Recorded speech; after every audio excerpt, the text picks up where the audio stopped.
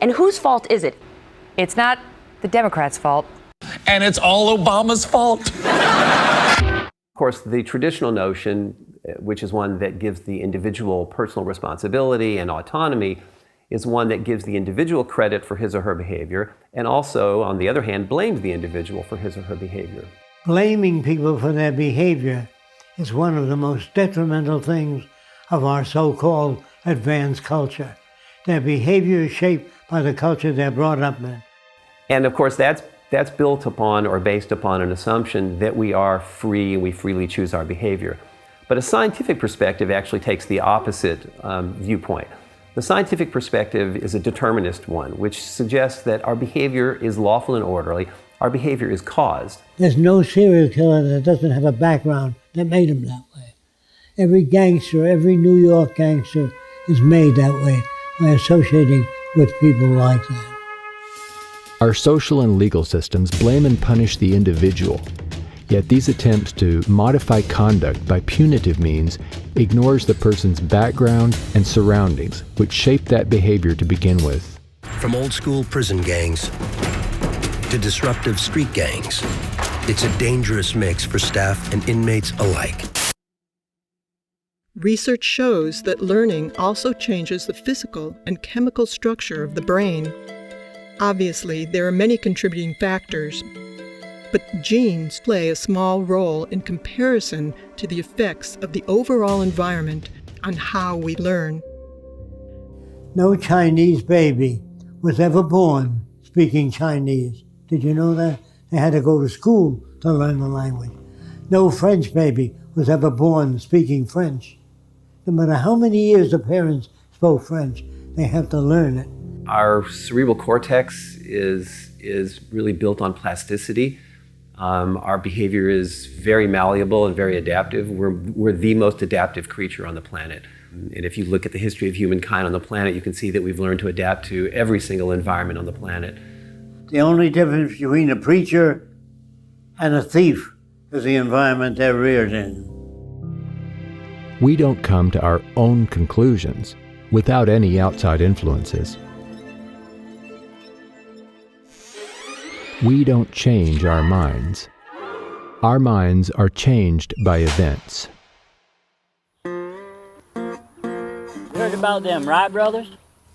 No. They say they want to build themselves a flying machine. They ain't never gonna be no flying machine. If God wanted them to fly, he would give them wings. Yeah. Our minds are changed by events.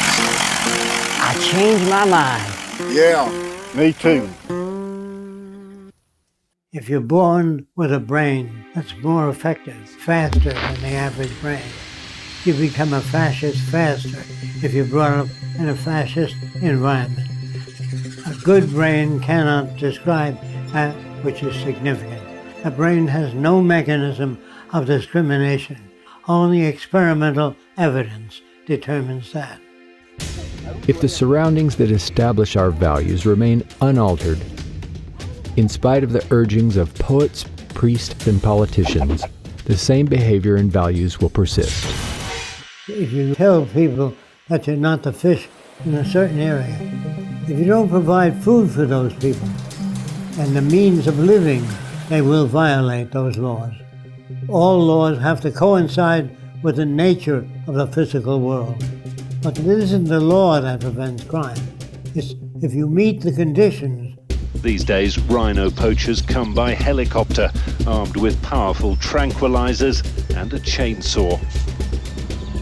Rhino horn is now worth more than gold. If people are unemployed, they will do whatever they have to do to feed their family.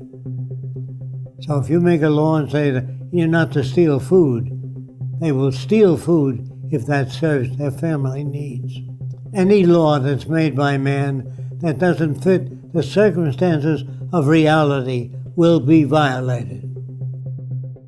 Higher ideals and aspirations that people hope for can't be realized when there is deprivation and war. If you want to go bomb somebody, There's remarkably little discussion about how much it might cost, but when you have a discussion about whether or not we can assist people who are suffering, then suddenly we become very, cost conscious. No culture evaluates human behavior in this way. If they did, they would question what is it that generates greed, bigotry, inequities, and war. They bring you up with the values that put them in power. Unfortunately, all societies to date have indoctrinated people toward values that perpetuate those in power.